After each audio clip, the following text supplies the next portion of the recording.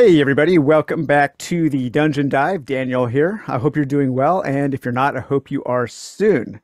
Okay, today on the Dungeon Dive, I am finally and very excitedly joined by Deborah of Geek Gamers. Hello, Deborah.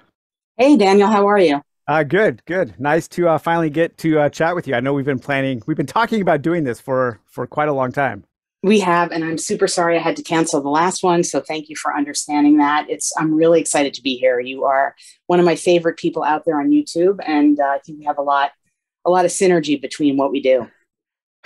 We do. I cannot tell you how, see, we're already off on a tangent, but I cannot tell you how many times I will get a game and I will start reviewing, I will start reading it to do a video on it, and I turn on YouTube and you have just posted a video on the exact same thing.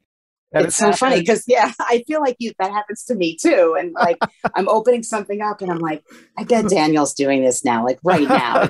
He's posting it. So I think we have a lot of similar interest and taste in all sorts of games as well as RPGs. Yeah. Yeah, and we've both our channels both have kind of evolved over the years because I remember when I first was introduced to your channel, it was a little more focused on wargaming and Yep. kind Yeah. of would you say those were lighter war games or were you into heavy war games as well?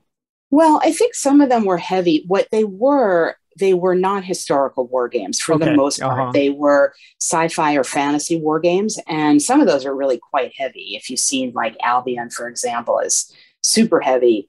But I started the channel with basically playing games that came out of my closet that I had, and it turned out that I had a lot of things that people weren't videoing. So I Yeah. started my Yeah. channel being really intent on only putting things up that there were no videos on. And I happen to have a lot of those in my closet, like Invasion of the Air Eaters was an early one. I did Struggle for the Galactic Empire, where there were no videos on that. So Yeah. those are pretty heavy, but they were just kind of unknown and sort of what I had. I don't do a ton of historical wargaming. I've done a little bit of it, but I talked about it on the channel actually as reasons why I didn't do historical wargaming.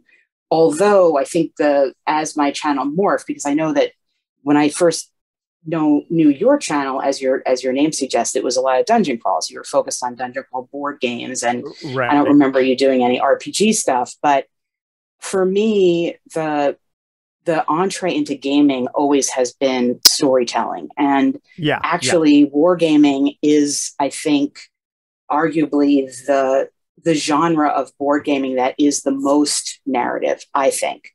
And even more so than adventure games with tons of text and apps and things like that, because the wargaming mechanics allow for organic stories to develop, or if you're doing historical wargaming, for sort of retelling of history as story. Exactly. Yeah. No, that's a really good point because even yeah, like you said, even in the board games that I focused on when my channel started, I always viewed the kinds of board games that I was into as substitutes for role-playing games Mm-hmm. because they gave me a very similar feel and they allowed me to do that as a solo player without a lot of effort, without a lot of tweaking and reworking. And so, games like Talisman were always kind of our Dungeon and Dragon substitute. And then Right. games That's why I like, chose the Talisman yeah, map yeah. here. I mean, yeah, it I would give felt it us was a that good feel, right? synergy. Yeah. And Mm-hmm. so I approach board games from the mindset of somebody who is interested in RPGs, but I just found board games easier. I think over the years, the barriers between what is a board game and what is an RPG have kind of crumbled. And we're seeing, board games that feel more like RPGs. We're seeing RPGs that feel more like board games, and they're all just kind of tabletop adventure games. And I'm wondering if we'll get past the idea of like something being a board game, something being an RPG, and maybe just kind of calling everything more of just a tabletop adventure game. I can see that. I think there's some like Hexplore comes to mind that are Yep. sort of so explicitly attempting to be an RPG board game. I have to say, with that game, I didn't actually vibe with that so much. I felt like there was way too much focus just on the stats and manipulating the stats. And I think one of the things that concerns me about what you said, which I agree, I think you're right, is when the designers substitute just a sort of focus on manipulation of stats for a character as Hmm. actually being an RPG experience. And sometimes that happens. And I felt a little bit that way with Hexplore.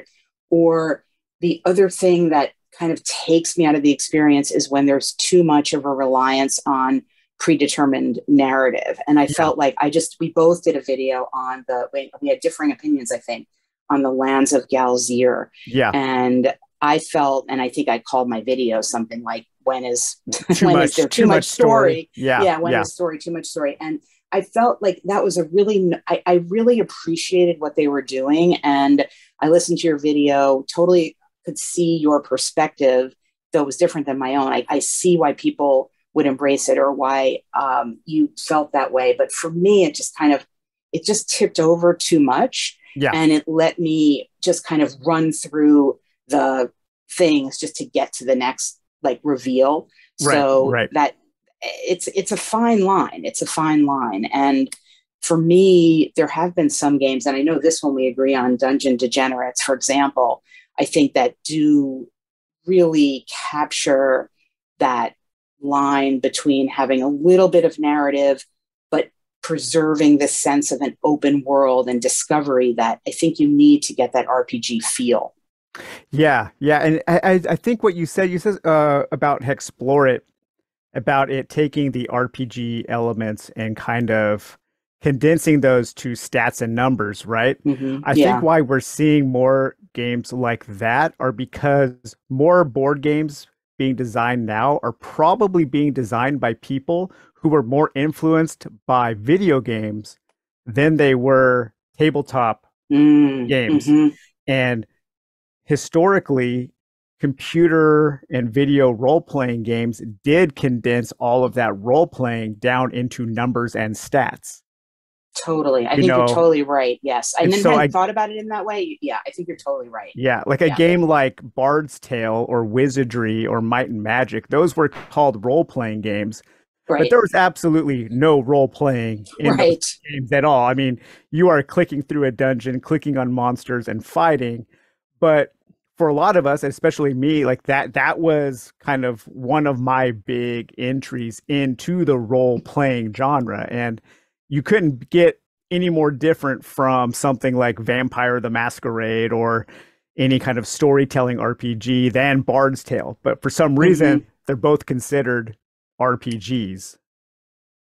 Right. Right. I have a history with video games too, obviously, although my entree was slightly different. I played a lot of the Infocom text adventures. Hmm. So I don't know if you're familiar with those, but Yep. it's like there's no visual at all. It's just like Yeah. a line of text. And it was at the time, I mean, it was just like mind blowing that you could type in what felt like a kind of natural language question and get back an output that advanced a story. I mean, that was just incredible. Now those weren't really called RPGs, No, they and weren't.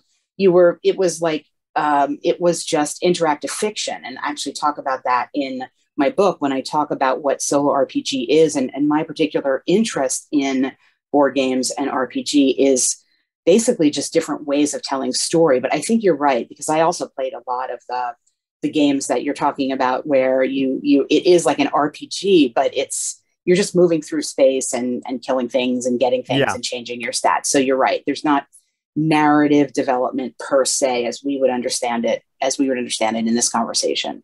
Yeah, right, right. Yeah. So they like I think maybe the only game like that I played was Zork, maybe Zork Oh 1, yeah, 2, and Zork. I love 3. Zork. Yeah. I always I sucked at those games. So I always ended up having to buy the hint books that had the invisible Yeah, ink yeah. that you would reveal.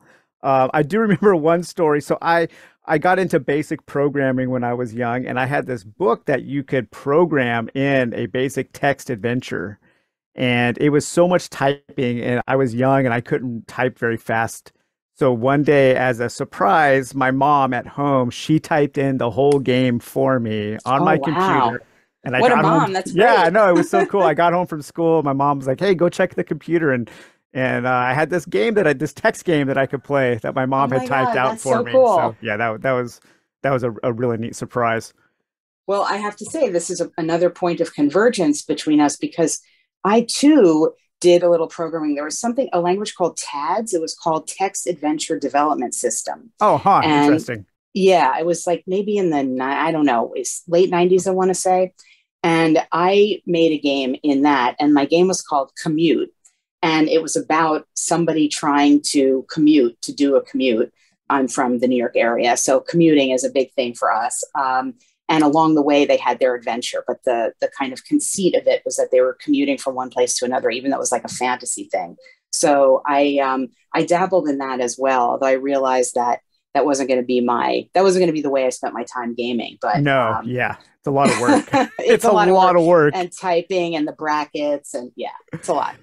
Yeah, did you ever, so on Macintosh, we had a Macintosh growing up, so I was a Mac kid growing up, but I switched to PC, but there was a kind of a visual programming language on Mac called HyperCard, Oh, I don't know and that. No. you would basically kind of create digital index cards that they could have Hmm. text or images, and then you could define certain areas on that card, on that HyperCard. It was basically a hypertext language like HTML, Hmm. but it was all visual, and you could assign buttons to various places and within an image. So there were a lot of text and pictorial adventure games created using Oh, HyperCard, wow.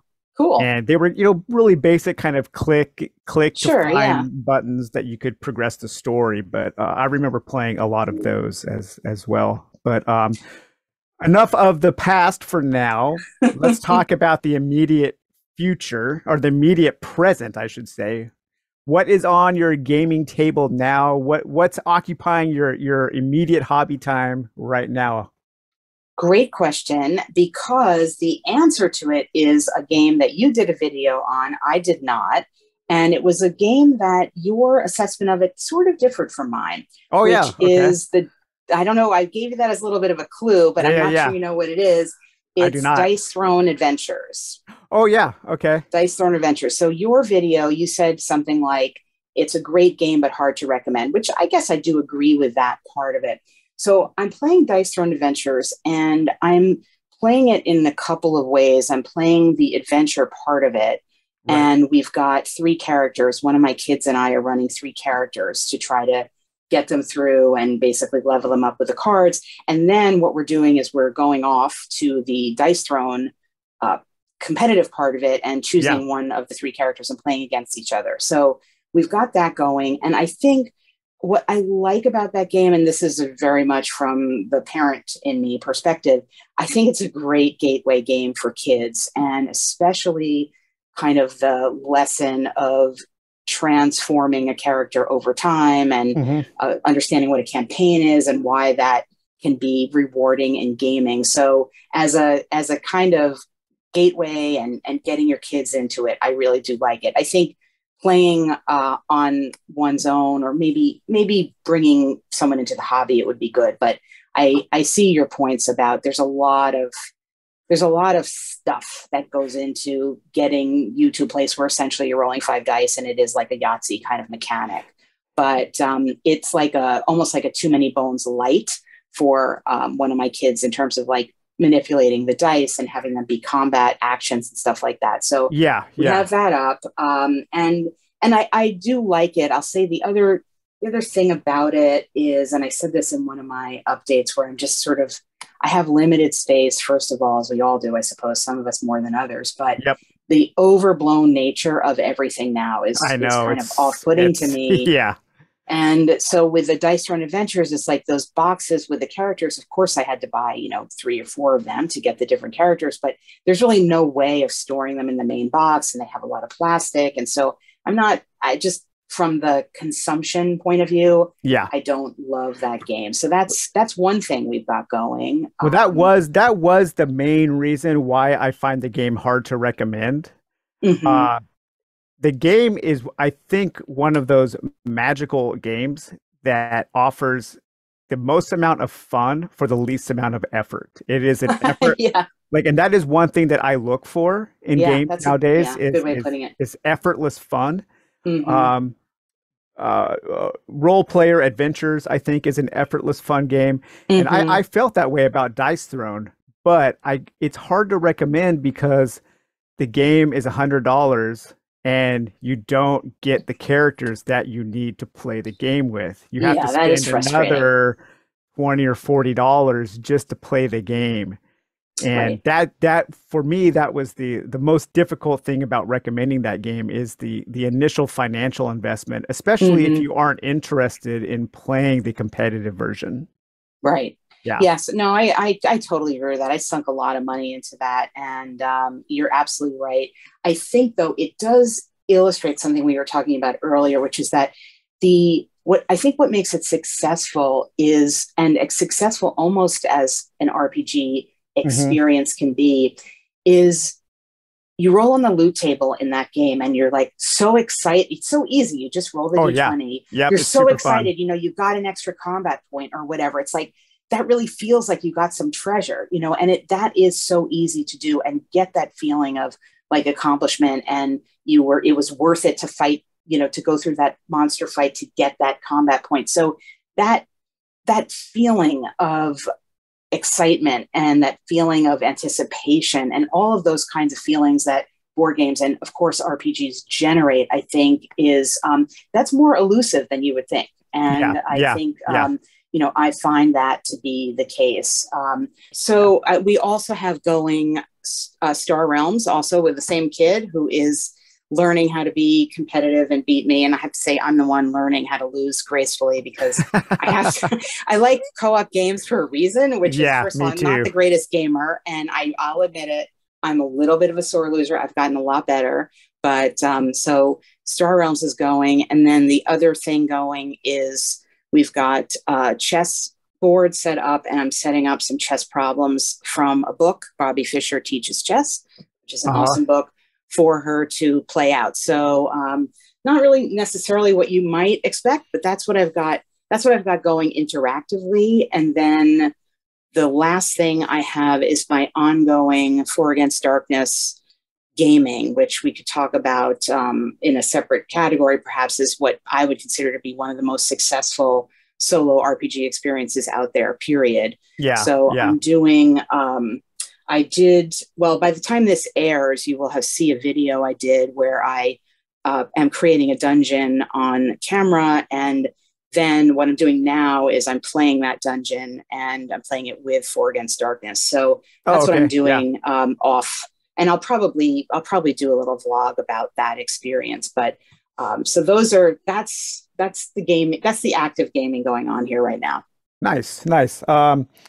I have, so these you will recognize these because I watched 5 minutes of your video and went straight to the internet and bought the Oh, Castle of yes. Sanguine Blight and the Tower of the Ice Lich. I bought everything for these games, both the base games and all of the expansions in one go because this is the exact kind of game that I love.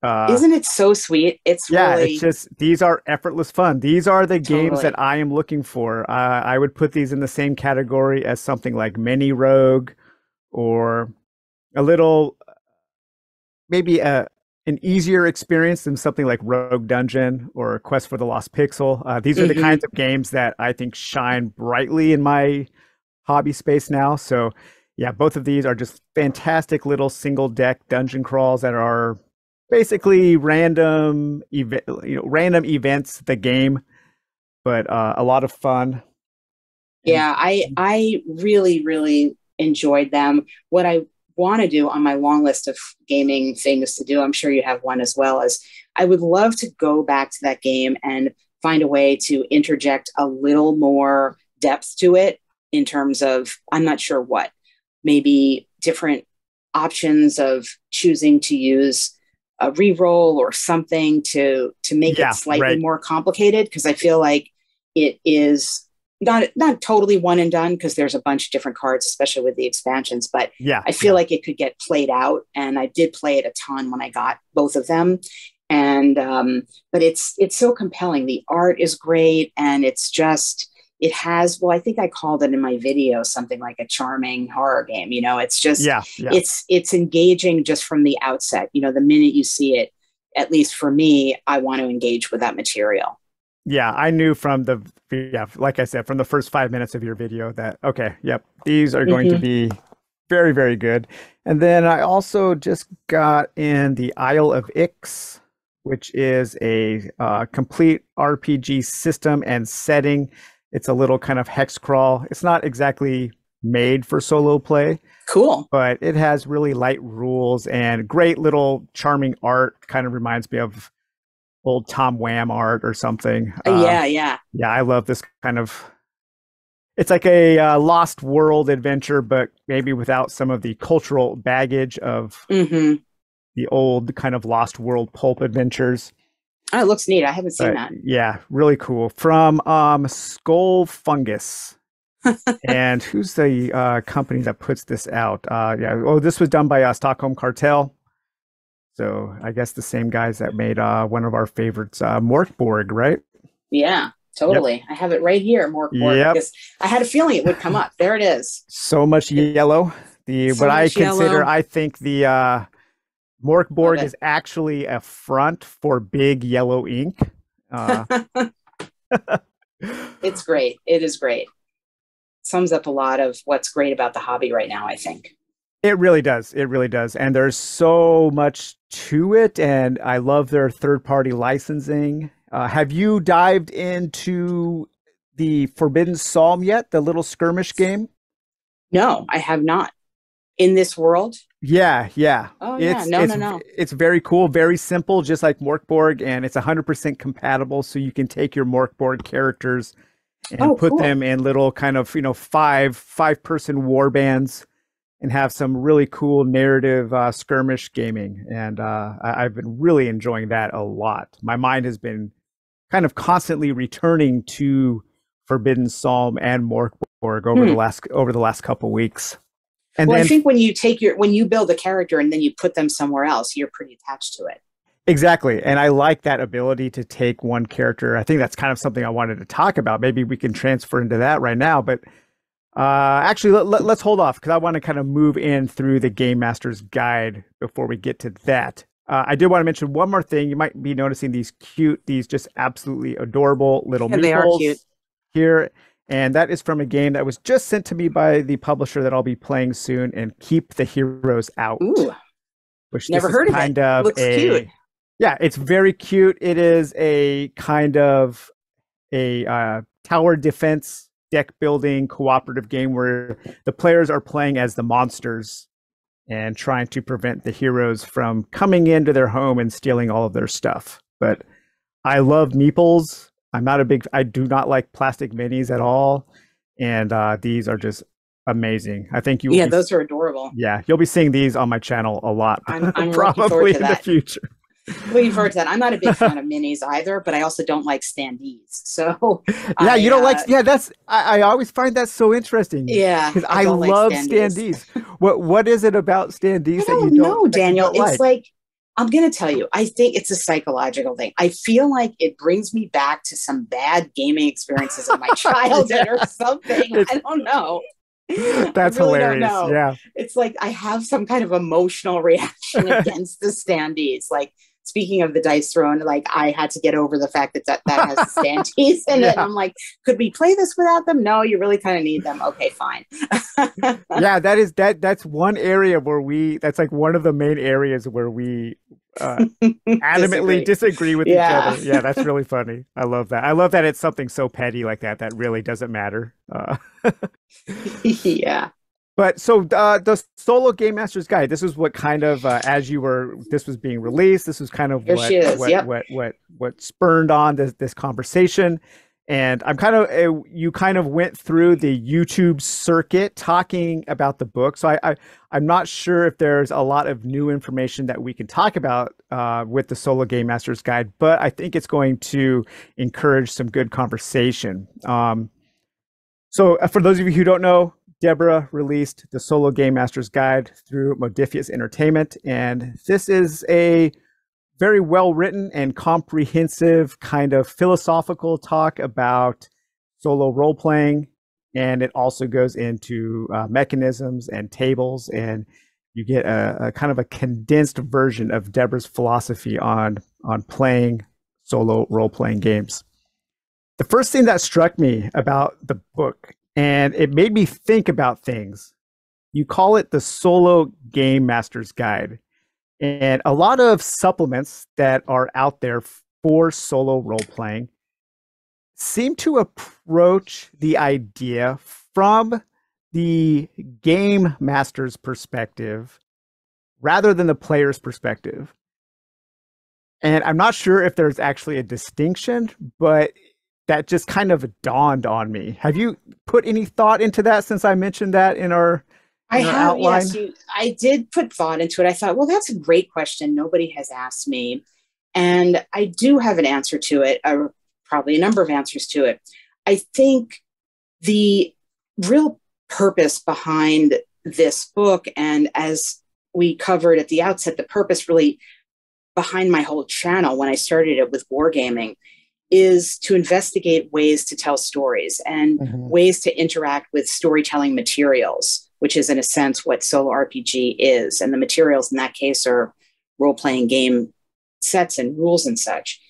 That as a player, we know how to be players in RPG, but being the game master player, I suppose if it's anything, it's the game master / player's guide, but that's unwieldy. Yeah. But my main message in this book, and I have this outlined as the 10 mindsets of the solo GM, is that approaching RPG materials as the soloist is really just a wholly different thing and should be a different thing mentally. And that the enjoyment and engagement that you can get out of RPG materials playing on your own, I think can mirror that playing around a table, but it's really not meant to try to duplicate that or to do that. And as such, I think understanding the game master, the manipulator, the controller of the story, the person who opens up the possibilities,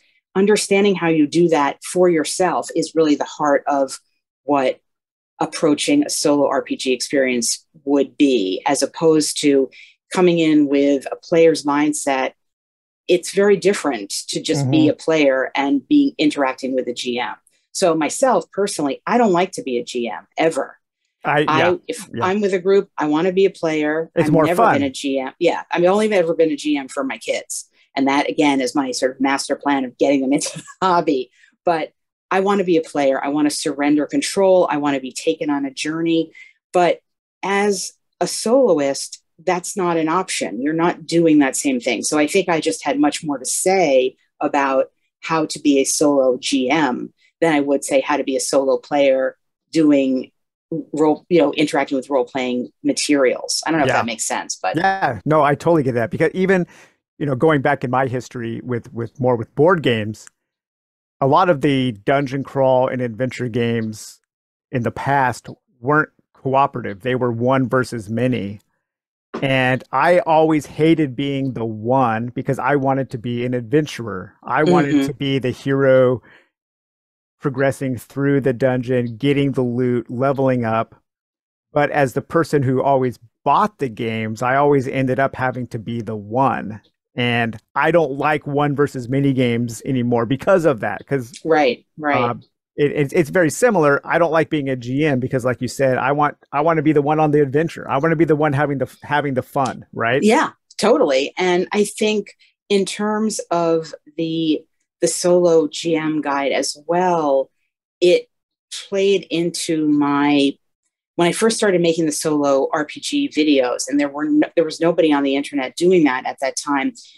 I reflected back on them when I was writing this book, and so many of them seemed to be like instructional, like how do you create a story? Let's talk about theme. And that's my nature, to try to teach and present bigger topics in a way that enables gameplay. And so that too just played into the concept when I was sitting down to write it. It never once occurred to me to write a solo player's guide, because all of the work that I had done on the channel from which this book evolved had to do with these concepts that are GM concepts, but as applied to solo play.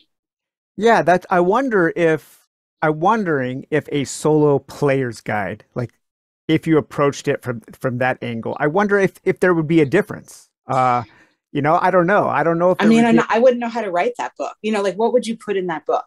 Like, I think one thing would be setting expectations, because like you said, a solo role-playing experience will not emulate the same experience that you have around the table, right? As a player, as a player, your experience is going to be very different. Conversely, I think as a GM, your role is actually kind of the same. In a solo game, when you are a GM, it's not that much different than when you are a GM for a group. But as a player, the roles are very, I don't know. Yeah, I don't know. Well, see, I think interesting the expectations. It's interesting that you said it, because I have this. So this is the mindsets of the solo GM, and I elaborate on these in the book. But in looking at these, I say they're the mindsets of the solo GM. But now that we're talking, it's like everything is playing, but you don't need everything, and other things of that nature. That could really apply to the player too. Play emotion, not mechanics, is a big one for me, or stats are not story and numbers are not narrative. So those things, in a sense, I'm speaking to the solo player. I'm just calling them the solo GM in a sense. Yeah. And in fact, I think the introduction to the book somewhere says that this book is written for solo players and solo GMs, and it's written for both of them, because you holding this book are both of them. Are both. I think I said it better in the book, but something like that. Yeah, no, I totally agree. And I don't know if there is a distinction. And it wasn't anything. It wasn't anything specifically about your book that made me think of that. It was just kind of like the last needle, or the last straw on the camel's back that kind of broke me to start thinking about that. Because I was looking through all of my downloaded PDFs and going through DriveThru RPG, looking at solo stuff, and so it's always from the GM's perspective, and maybe that could just be logistically because the GM has the biggest job in the game, True. And so yeah.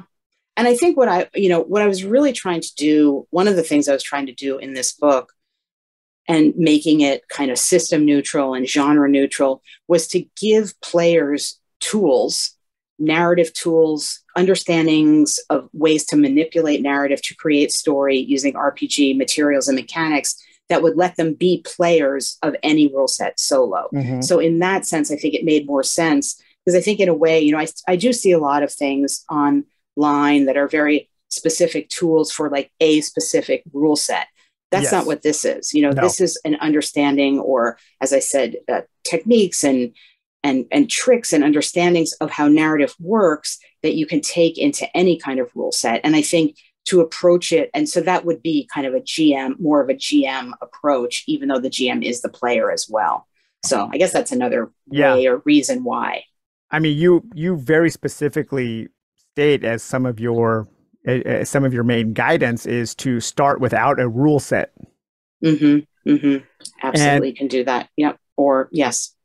That is interesting to me, because I think if we go back to your first principle, or the first point in your mindsets is everything is playing. And I really like that, because if you're anything like me, which I'm sure you are, and I'm sure there are a lot of people out there who are like this, but we have probably read twice as many game books at least as we have played, at least, right? Maybe at 5 least, times at more. least. Yeah.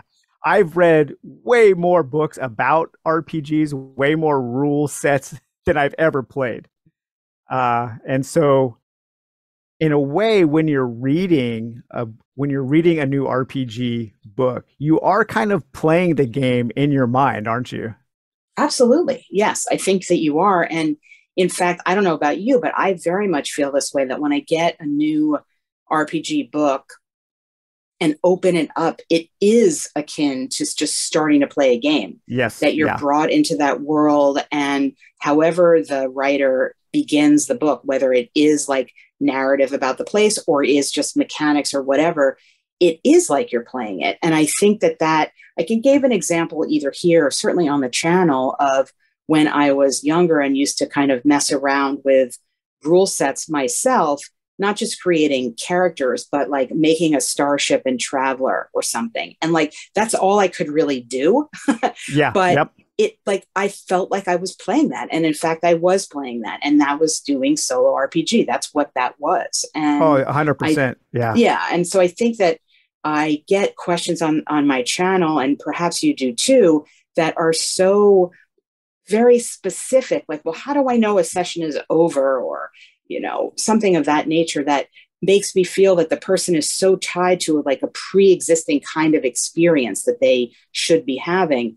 And I really was writing about everything is playing to try to change people's mindsets from the outset. And that's why I put that as the first one, that really it's just a totally different approach. Sometimes the experience feels similar, and yet the approach and really what solo RPG actually is, I think, is quite different than, let's just call it TTRPG, Yeah. meaning tabletop with group. It's adjacent, of course, and it's using in many cases the exact same materials. I think for me, the experiences are vastly different. There isn't really, if it's a Venn diagram, the overlap is pretty narrow. Yeah. No, I agree. And like you said, when I was first playing Dungeons and Dragons, 90% of our playtime, which is me and my buddy Matt sitting in his room rolling up characters. We wouldn't even go on adventures. It was just the two of us. We would just sit and roll up characters and draw dungeons. And for us, so that, fun. Yeah, that was playing Dungeons and Dragons, Absolutely. So one thing you said was how an author starts their book. I have a preference when I open up an RPG book. I like to see character creation first. Do you have a preference in one thing you like to see over another? It's interesting that you asked that, because I also like to see character creation first, though my advice as a soloist is not to start with character creation. And we can talk about why or not, but I do like to see that, because I like to see what the designer, the writer is emphasizing. And you can just know like you could just look at a character sheet from Dungeons and Dragons and say from Morkborg, and that's it. You understand that these are two very different games and very different approaches. And so I like to see it because I want to see what the designer is going to be emphasizing. And I feel that at this point now, with having read, hundreds of different rule sets in all genres, I can kind of get a sense of how narratively driven that game is going to end up being, just looking at the character creation process and what mechanics are necessary to support character action. So yes, I agree with you. I like that right at the outset. Yeah, I totally agree, because just taking a look at a character sheet can really give you a broad overview of the entire game. Looking at the character sheet from Isle of Ix, that it's probably going to be a pretty simple game. It's going to be a rules light game. You have 3 stats. There are no skills. If you compared this to a character sheet from Call of Cthulhu, you would know that you were in for 2 very, very different experiences. And I like to learn a game from the perspective of my character. So that's why I like to see character first. And speaking of agree, I got my Cairn character sheet. Yeah, there it is. Yeah, Cairn. Yeah, just I love this character sheet. I just think it's beautiful, but also, again, tells you a lot about how the game is going to be run and the relative, I think, simplicity of it, and also narrative base of it. Even just the concept of these kind of notes like this, it's great. It's great.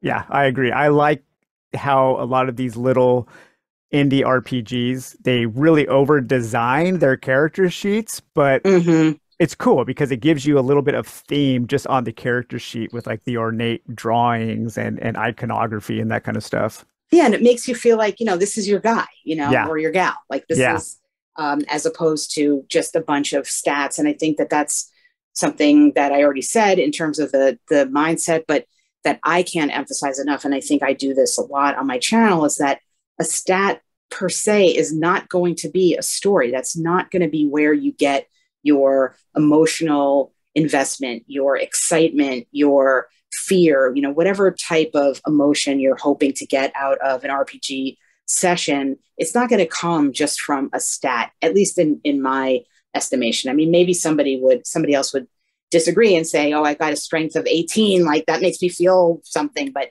I don't. That's not me.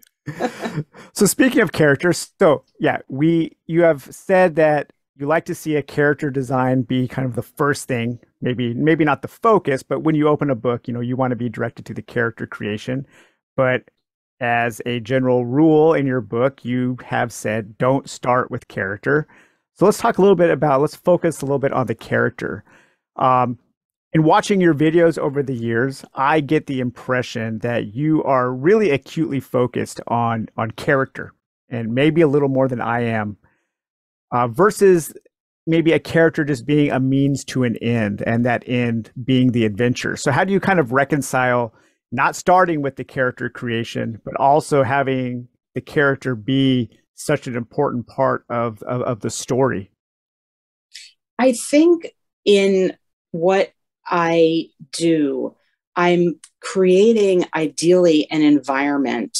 I think of it almost, if you can imagine, like a three-dimensional triangle. You've got the environment, and then you've got a character within it. And then the third point to that triangle is whatever type of story or adventure or goal or reason you have for having that character in the environment. So when I think of the demos that I do on my channel, yes, the character is very key, but I think the character, at least in my mind, is a way of showing the relationship between the environment and the story. So it's really like a three-pronged thing. And when I do solo RPG, whether it's on camera or off, I will most often start with the environment. And I think that out of that, you'll start to see me develop a story. And then there's going to start to be like something in the story that resembles a PC or an NPC that then becomes the main character. And then I'll go and develop that character. And then out of that, the story itself will develop, or the reason for it will develop. And so at least in my mind, that's what I'm doing. Now that might not be coming across, but that's what I'm doing in my mind. That's kind of a more holistic approach, I would say, kind of creating from the ground up the environment, the character, and everything you need to facilitate that session. That Um, is what I try to I try to yeah, show that on the channel. And I think a lot of what I do on the channel, or my mission as it were on the channel, is to show people how to do this with a variety of rule sets. So I'm not one of the channels that's going to have 5 sessions playing an entire story out or an entire campaign out. I'm going to be the channel that has 5 videos on 5 different rule sets to show you how I would interact with those rule sets and how I would approach them. Because again, it gets back to my love for doing the videos. Really has to do, I feel it's like, just demonstrative, like showing people just different ways to approach different material, as opposed to showing how a story itself is going to play out throughout the course of the five yeah, sessions or whatever that you might be playing. And that's just my approach. And there are other channels that do that very well. That's just not what I do. yeah. Me neither. I actually don't have much fun playing games on camera. For me, I like to demonstrate, to show how different systems can inspire a player to do different things, and how I might approach kind of combining elements. I know we both like combining elements from Mm-hmm. various games into kind of our own kind of Voltron hodgepodge of a game. Do you so in your past, have you had a kind of character that you are kind of constantly drawn to, a mono character or an archetype that you like to play, or do you prefer to kind of experience things through the eyes of different kinds of characters? I always go back to an old wizard, whatever Uh-huh. it is. I'm always an old wizard. Or more recently on the channel, I've developed Fidget the Gnome. And Fidget the Yes. Gnome has a following among my viewers and has appeared in a bunch of different rule sets and is, in fact, my screensaver now on my personal computer because Fidget's really taken on a life of his own. So it like gnomes and wizards. I don't know. I always play male characters. I play gnomes and wizards, and I don't know. But for the channel, I try to force myself to Hmm. not do that because again, I want to be giving an experience to the viewer that they can find a toehold on. And if I just kept playing the same characters, that wouldn't be useful to many viewers. So I try, although I'll admit it's probably a lot of my videos I end up being a wizard or a gnome. Yeah, that's interesting. I almost never play magic users, but Yes, I know that about you. There's a difference we have. one of the reasons why is it's purely logistics because I don't like keeping track of spells. So Mm-hmm. that's it. But I typically will play, even in when I'm playing with a group, is I like to play a troubled religious man, a man who has lost his faith, usually some kind of cleric who all of a sudden finds that he doesn't actually believe in God anymore or something like that. I Uh-huh. that's kind of the character I always go Gotcha. back to. Do you ever transcribe a character from one system to the next, trying to preserve the character's abilities and stats as you Yeah, take them from one game to another? I haven't really done that, although I'm not organized enough, unfortunately, to have kept track of all the videos in which Fidget the Gnome appeared or Yeah. appears. But had I been, I think it would have been really interesting to create or write a history for that character. I can't fool myself and say I'll go back and ever figure that out. But I would like to have been the person who was organized enough to do that. But like you with keeping track of spells, I'm not that organized. I don't want to do that. Yeah, yeah. I just did that. I I recently kind of fell in love with the Talisman adventure RPG. It inspired me to do a lot of things, but I had issues with some of the rules when applying it to solo play, especially Mm, in balancing encounters for a single hmm. hero. And I'm That's not, always yeah, challenging. Yeah. I'm not really big into combat. And so I'm kind of constantly trying to think of ways to house rule combat in games just to speed up combat. Yep.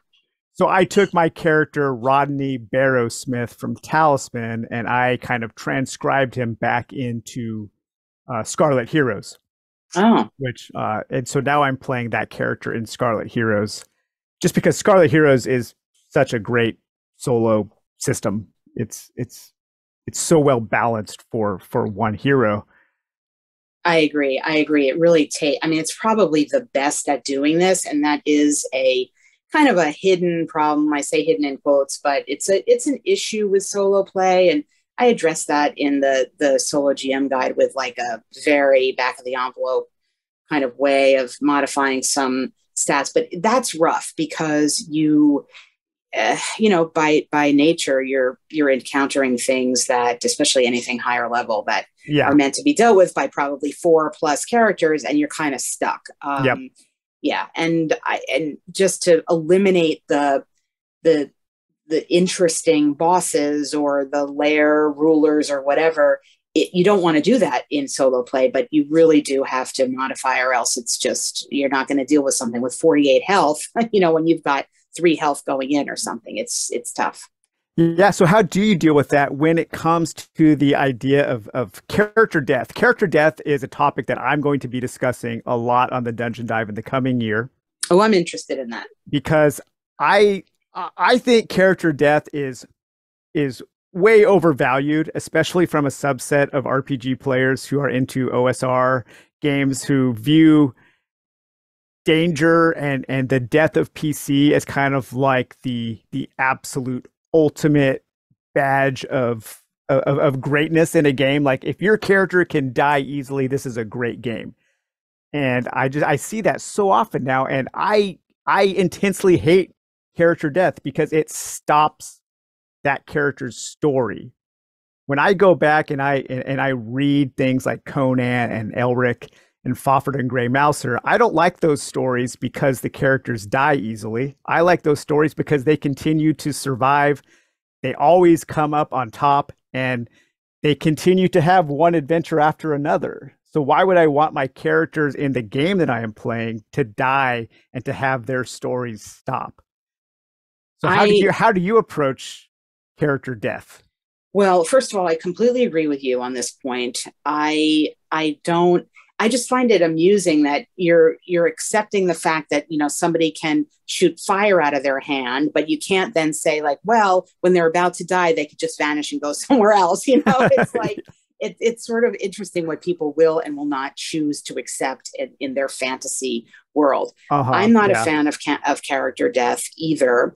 I think, especially as a soloist, I think if you're going down that road, and this has happened to me both on camera and off, it's just not fun anymore, at least for me. Like I don't find it fun anymore. And if it's not fun, I'm not going to be playing. So I will, you know, and I've said this on the video where this has happened, you know, you can always do it like, okay, end scene, and now we're going to do something else. And like a novel, you know, like great fantasy literature, all of a sudden it's 5 years later and the person is like on a, you know, in a palazzo somewhere being fed grapes by somebody, and we don't know how they got there and survived, but there they are, you know. Right. I don't think there's anything wrong with that. And in fact, I would advise people, if they're putting a lot of effort into their characters and they don't want to sour on a game, if you're rolling on a table and somehow randomly, you know, you roll up this like giant cobra and you're standing there alone with 3 health points, like figure something out. Yes. And don't make yourself go through that combat. Like it's not fun. And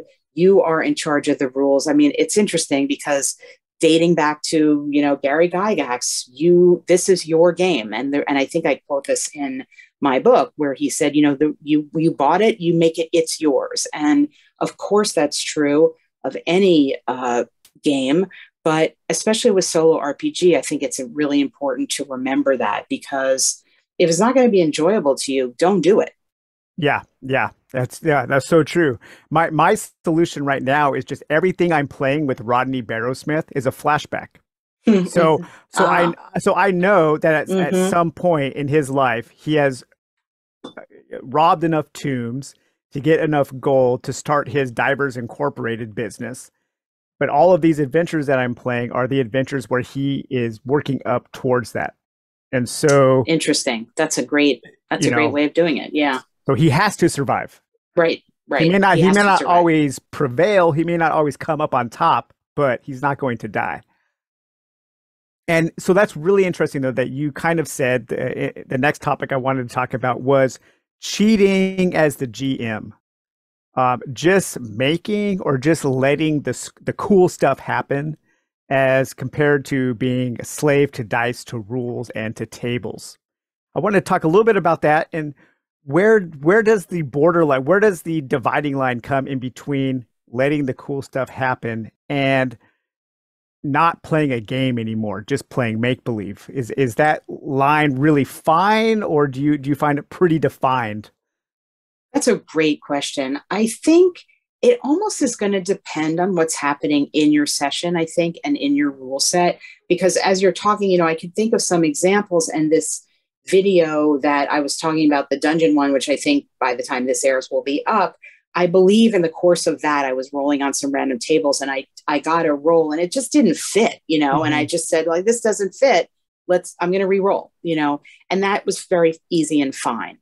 I think sometimes even myself, I can get caught up with, well, I rolled this, like, I should try to figure out how to put it in there, or else what's the point? If I abandon all mechanics, I mean, that's really what we're talking about. It's like, how few mechanics can you still have to make it be, I'm still doing a solo RPG as opposed to I'm sort of sitting here telling a story to myself or whatever. Yeah, right. Not that there's anything wrong with that, but it is different. And I think that part of what the joy that comes from solo RPG is is interacting with the mechanics and kind of like feeling them a little bit and feeling, putting pressure against them and like figuring out ways to advance your story despite the mechanics sometimes. But there are some times where it just doesn't work. And I will say it is uncomfortable. Even if you're there by yourself, I'm like, I don't want that role. I don't want that treasure that's going to be useless to me. I want the one that I would have gotten if I had rolled higher or lower or whatever. Yeah. So I don't know that I have a good answer for that. I think I will say sometimes I feel bad about it. If I'm like, I'm just going to take this treasure anyway. I try to limit that because it does make me feel as if, then why am I interacting with a rule set? Right. What I really try to do is challenge myself to incorporate that into a story. And one of the sort of solutions I have that I talk about in this book is if you're rolling on a table and you kind of are getting similar rolls, you roll and you roll again, and it's kind of the same thing, to abstract that out from the specifics and treat it as a theme. Well, maybe this is the theme of something as opposed to like the actual physical object that I'm trying to get. Because if you move between the specific and the general, the concrete and the abstract and the thematic, that can be a way of getting you out of things. So, I don't like the treasure I rolled on here. It's not really going to work in solo play, but is there something about it that I can then take and maybe make a theme or an aspect of my story or something? Sorry, this is somewhat abstract, but I think you see what I'm saying, like to kind of, if I can find a way to stick to what I got, but maybe twist it in a certain way that allows my story to progress, or at least gives me something. I try to do that as opposed to just re-rolling, but I re-roll as many do. Yeah, I re-rolled just this morning. I was playing 12 Years, a game that I think you liked quite a bit. I love that, yeah. And my first party in this current campaign, I rolled up one of those trapped items at the very beginning of the game, and one of my characters would have died. And I was just like, yeah, you know what? I want to start this campaign with 4 characters, so I'm going to re-roll that. And I also, in this same campaign, one of the encounters that you can have in a hex crawl is a lost noble that you have to escort back to a town or the starting city. And I discovered, no joke, 8 lost nobles within an hour. Oh, wow. I kept rolling a 6 on the D12. Oh my gosh. And I was just like, what is going on in this kingdom? Why is this land so lousy with lost nobles? What is going on? And it made me laugh. And I was just thinking about, some kind of malaise hitting the kingdom, and all of these great men and women have lost their minds, and they're out wandering aimlessly around. And it's my quest is to return the prodigal nobles to their to their kingdom. Yeah, you worked it out. That's a great game. That's a great game. It is, yeah. It's a lot of fun. I'm going to be doing a video on that later on today. But I wanted to talk also about some cool things from specific games. I think these are games that we both enjoy. At least I know 3 of them, and I'm hoping maybe you have some other things to add. But I wanted to talk at the top about Scarlet Heroes. And Scarlet Heroes has a thing called adventure tags, which are these kind of a collection of words, of things, of places, of people, all condensed down into a single paragraph and a few dozen keywords. And I find that to be one of the most valuable and useful things in any game. Have you ever seen that kind of adventure tag system in any other game, or do you also, is that something that you appreciate in Scarlet Heroes?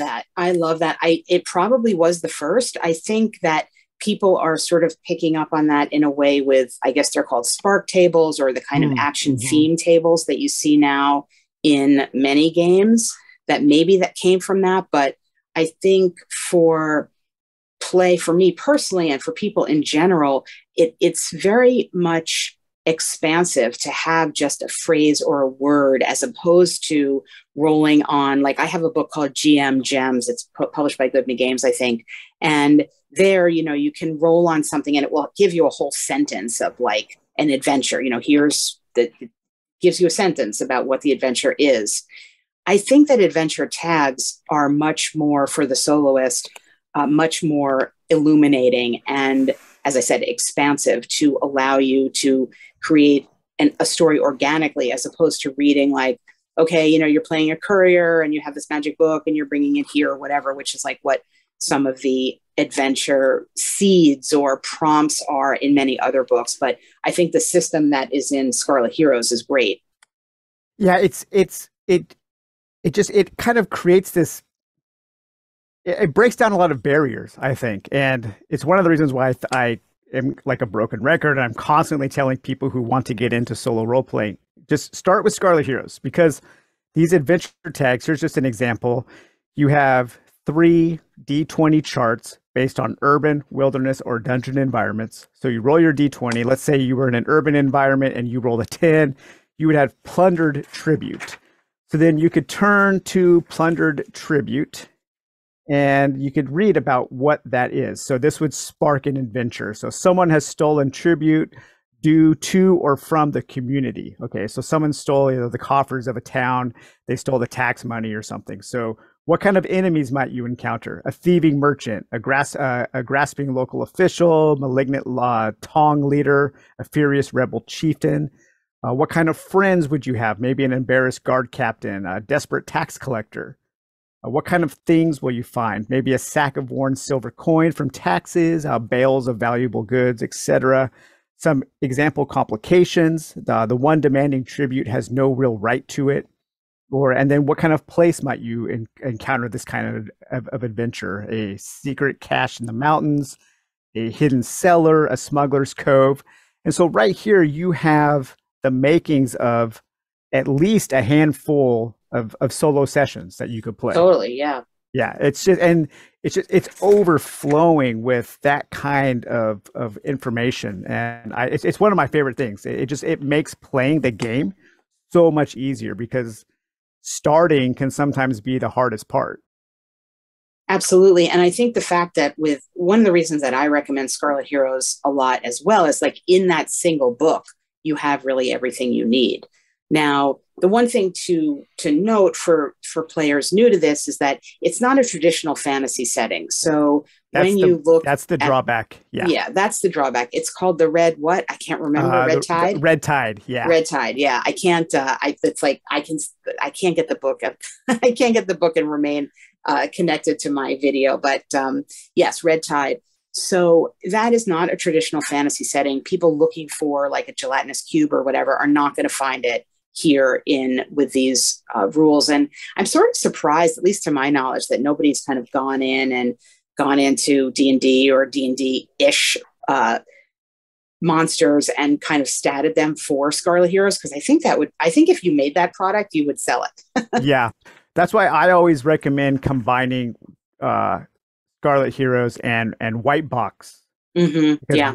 Use White Box for your bestiary and use Scarlet Heroes for everything else. Because as you said, the main setting is more kind of it's a Asian inspired. Yeah. A lot of the monsters are more kind of from different Asian countries from their folklore. And so people may not have a lot of the minis or standees or things to kind of represent the more, I know this term is a little loaded, but the more exotic kinds of monsters that you might find in an Eastern setting compared to a more Western-based fantasy. Yeah, that is the main drawback of Scarlet Heroes. Right. Sure. And also my memories, there's a couple of them anyway, that are sort of gruesome, for lack of a better word, in terms of if you read what they actually do and stuff. I'm sort of remembering that now, but that aside, it is as a package, it's just a wonderful rule set. And it is,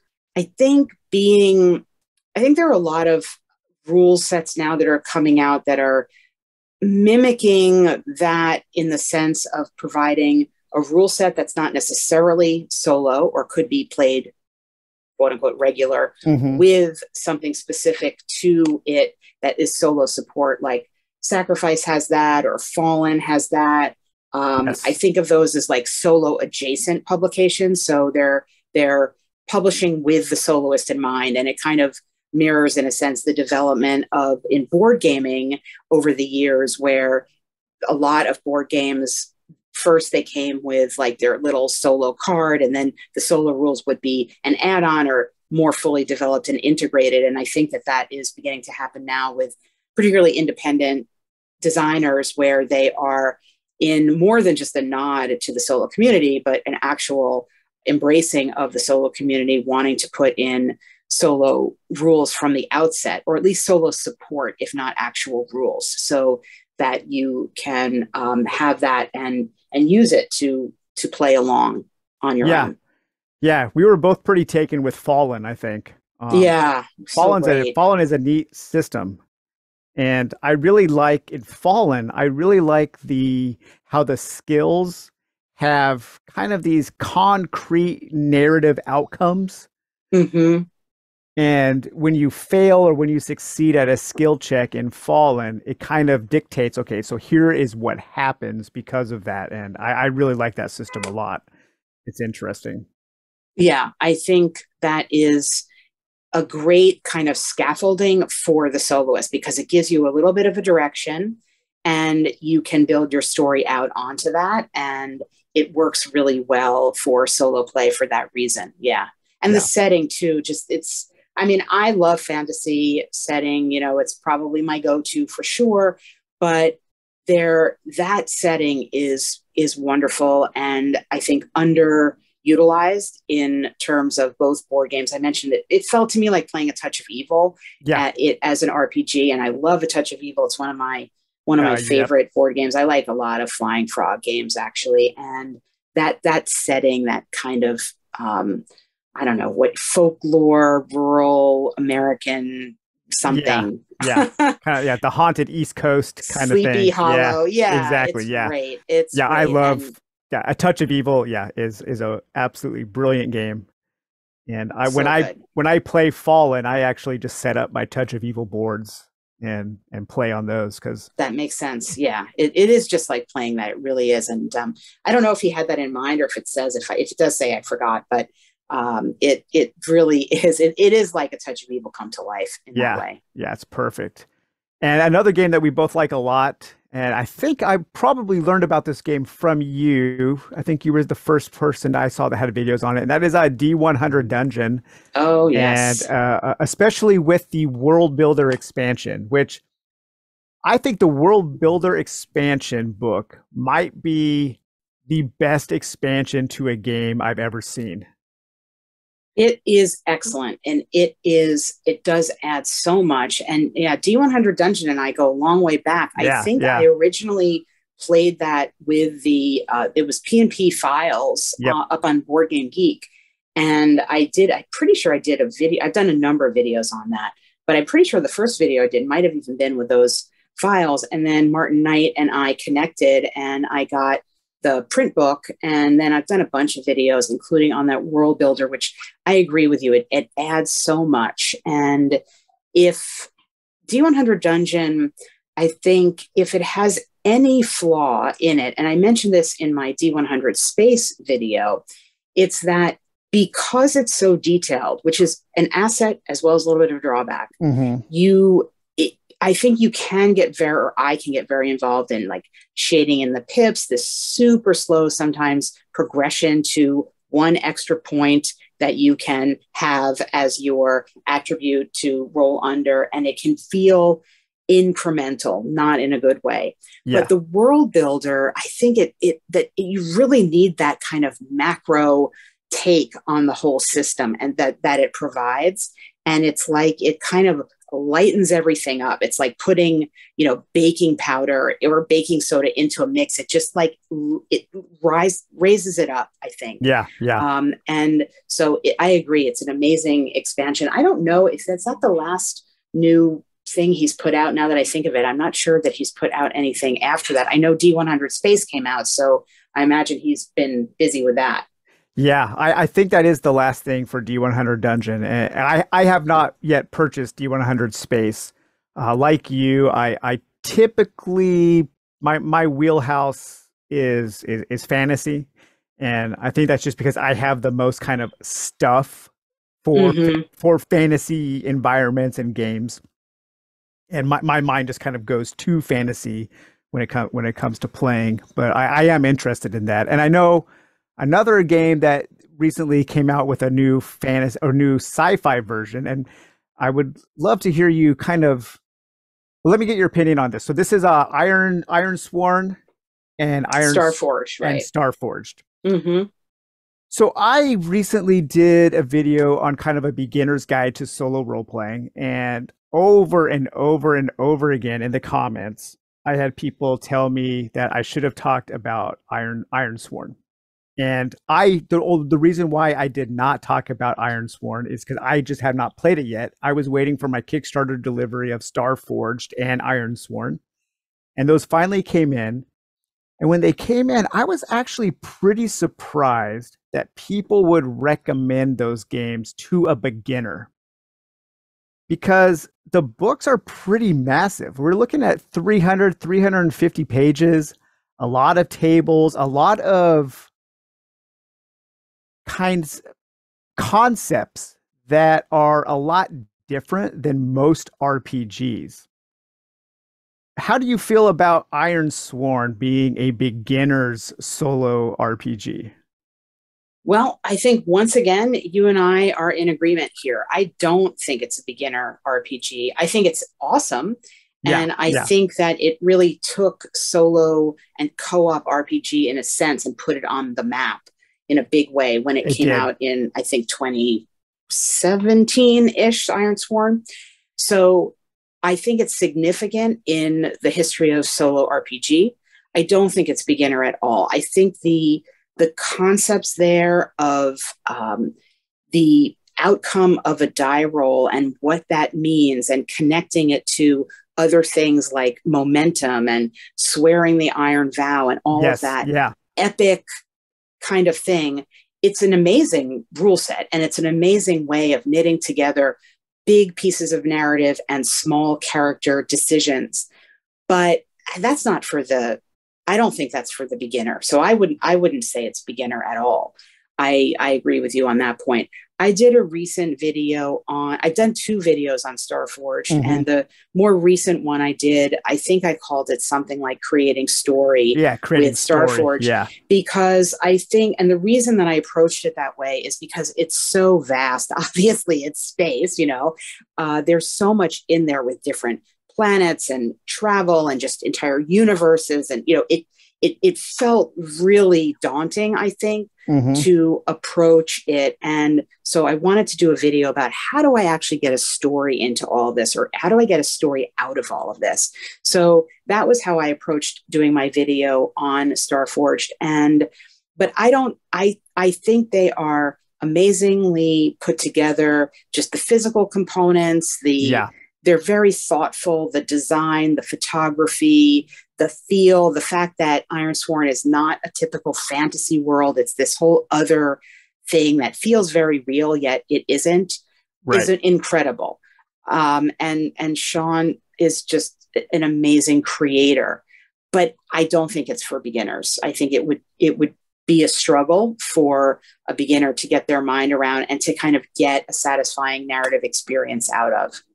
Yeah, yeah. I was reading through. I'm really looking forward to diving into those games, and I haven't yet. I've been reading them, but even me coming from the perspective of having many decades of experience with role-playing games, there are a lot of things about that system that is very foreign to me, and it's Mm-hmm. kind of taking me some time to kind of wrap my head around the different approaches to that.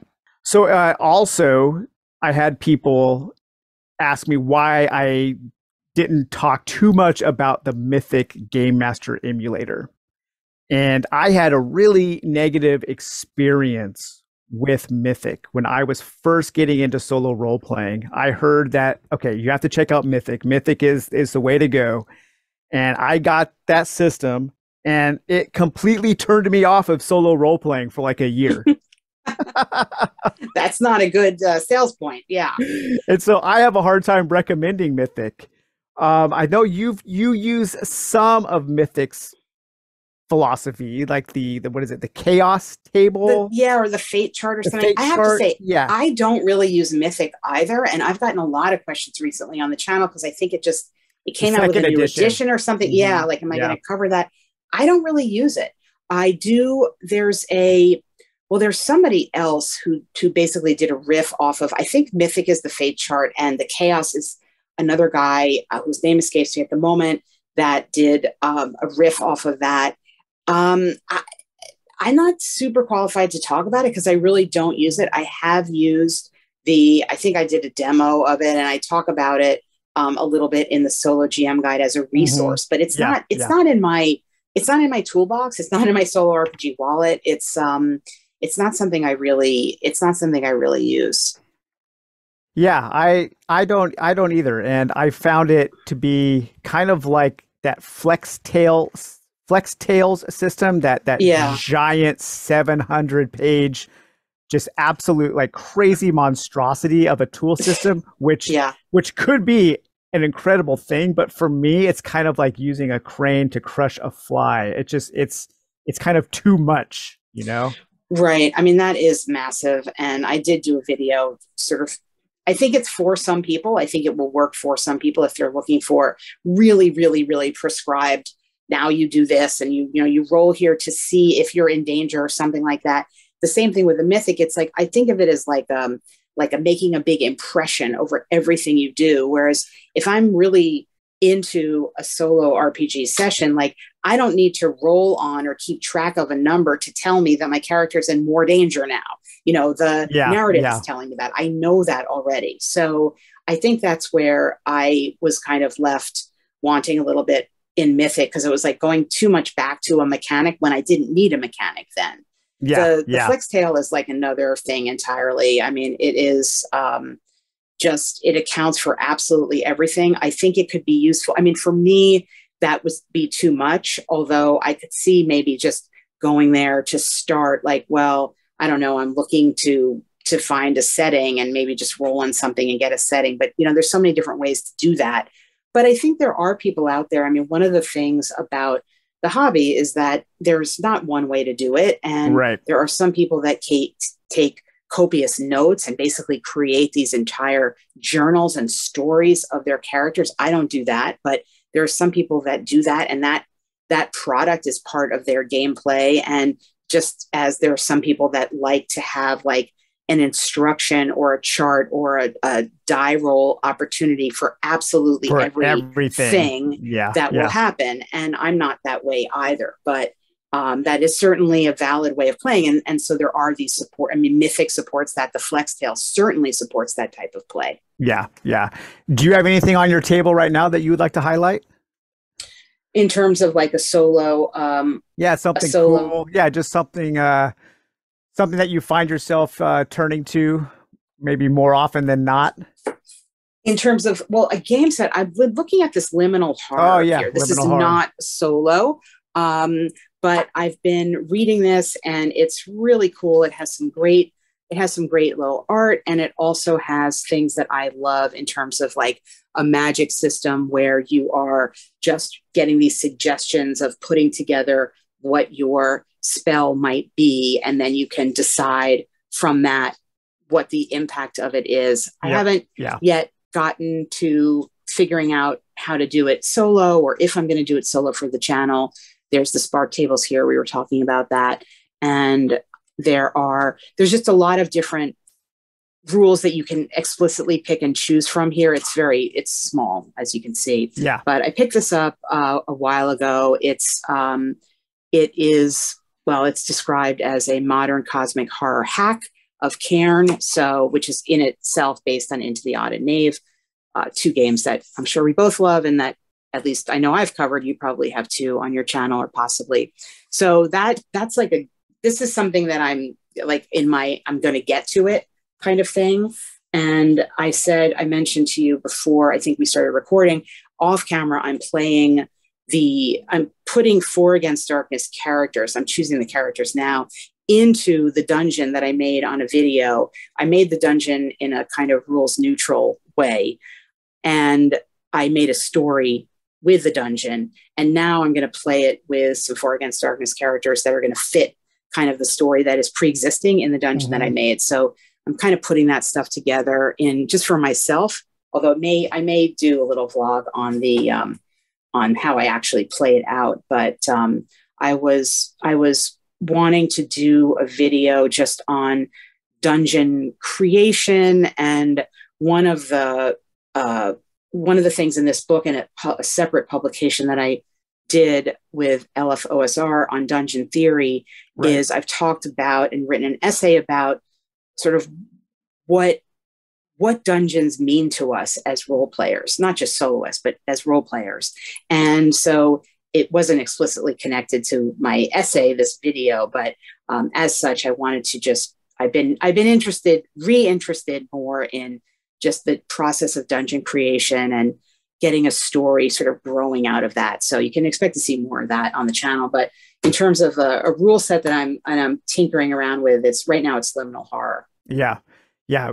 We both like For Against Darkness quite a bit. I think it's a pretty incredible game. They get a lot of mileage out of a very limited set of rules. Yeah, totally. Yeah. And it just goes to show you, I think, that the mechanics are really not, at least in my opinion, the mechanics are really not what's going to differentiate something or make it shine as its own self. And in that case, it's a combination of just different creators and the depths that they go into creating, the Court of the Pixie King or Into the Abyss or whatever. It's just so radically different with the same super basic die rolling. And it really isn't until very much later on that they even introduce anything other than a D6. I mean, it's really great. It's just really incredible in that way. I mean, that's the poster child for the fact that I think light the depth of the mechanics has really nothing to do with the depth of the gameplay.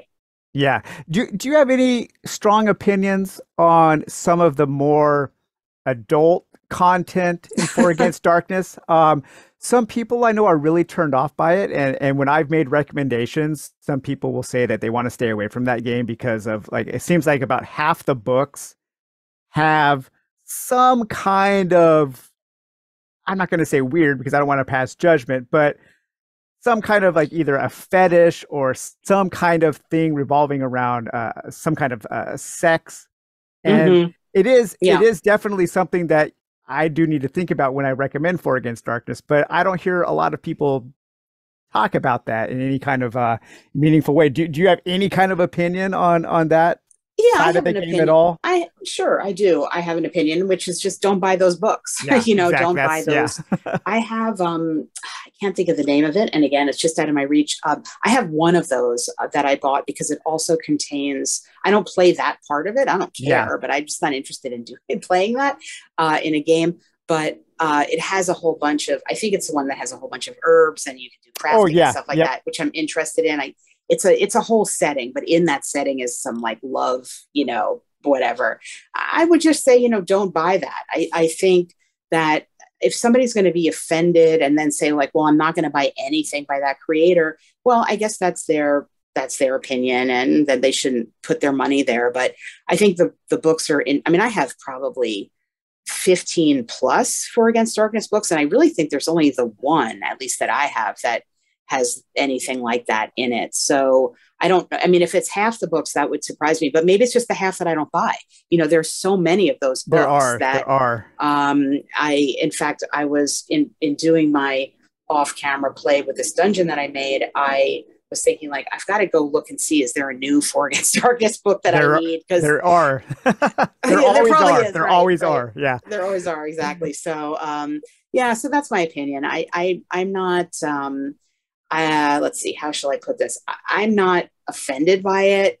I think that this is somebody's creative vision. And if it's not yours, then don't spend money on it. Yeah, that's how I am too. And like you said, some of the books that have those adult orientated things, or maybe those juvenile things, they're not so entrenched into the game that you can't just ignore them.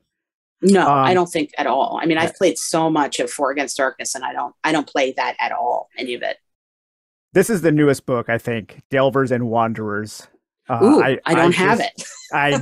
I just got it, and it is a collection of classes. So, Cool. and usually the way you can tell, for those of you watching, the way you can tell one of the more something one of the books that might have some more adult orientated things, or if the title is in white, then that means that it might have something more for adults. If the title is in yellow, then that's more focused on the traditional kind of fantasy stuff.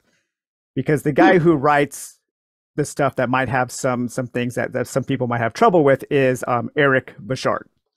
And Huh, I didn't even know that.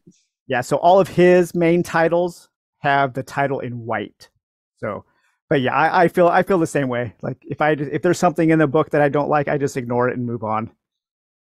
Yeah, so you're showing like more Mountainous Mayhem there. That's one of my favorite For Against Darkness. And now that I'm thinking about it, yes, I can imagine.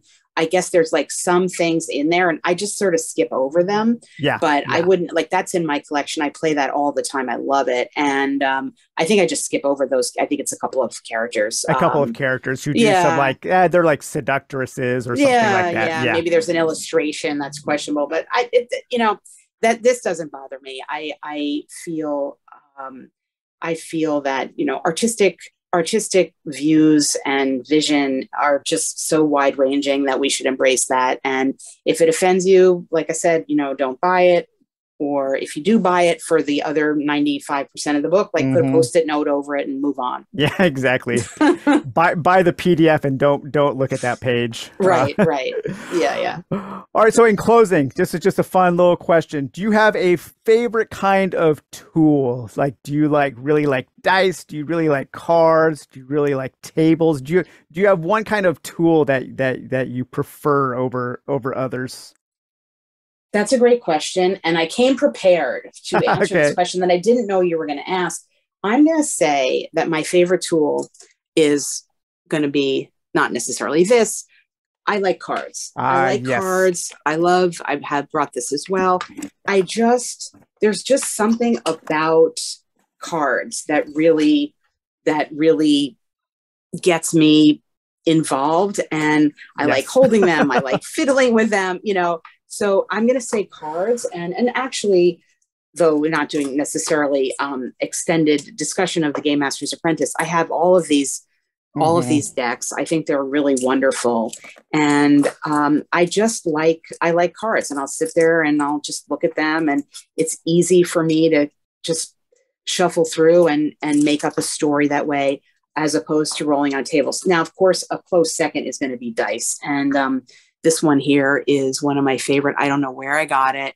It's my who, what, where, when, Oh, why yeah. die. Right, right. And I of course do love dice as well, but I would say cards are going to be number one, and that's why I made my solo GM wallet, Hmm. which is something that if you watch my channel, you see me pull out. It's a red leather wallet that I had when I was a kid, and in it are little cards I've made up that have my most used random tables and such. Some things from Scarlet Heroes are in there, a basic percentile sort of yes no table, just because I like pulling out cards. So I'm going to go with cards as my Yeah. answer to that question.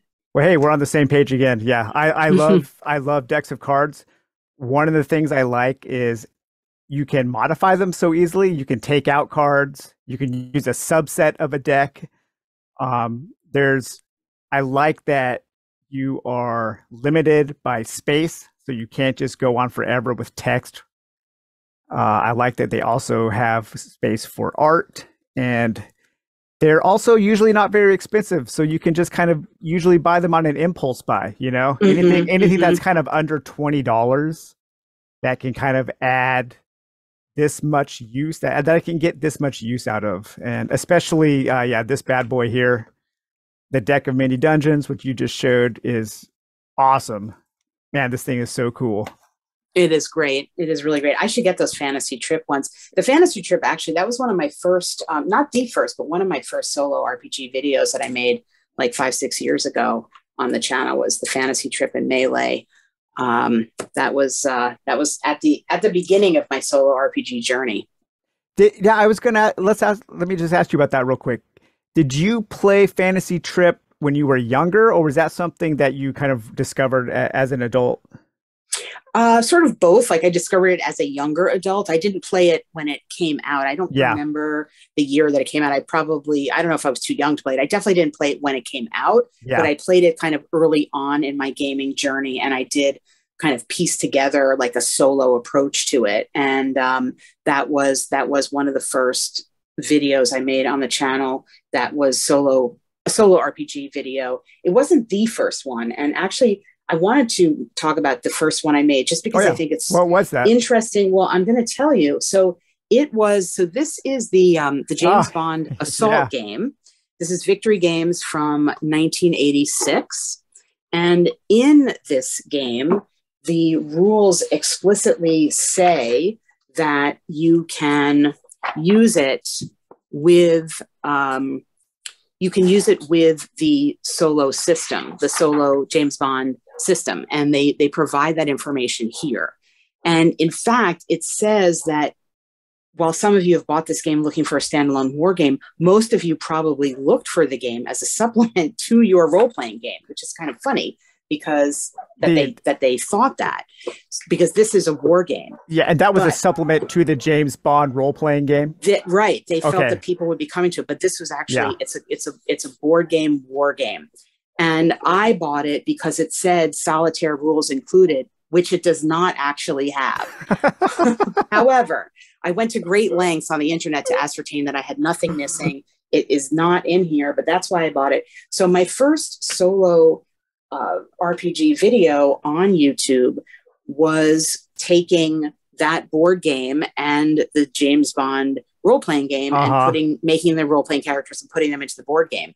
And so that was the very first thing I did. And I think that it of itself from 86 may be also one of the first kind of quote unquote soloable RPG board game hybrid things that is out there. Now that wasn't intended to be solo, but it had all the supporting mechanics of the game.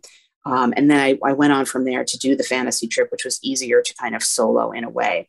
The concept of, to swing back to what we were talking about at the outset, the concept of combining sort of board games and RPG together has been around for a while. But I do think I agree with what you're saying that it is there. The lines between the two of these are just blurring a lot more now in a great way.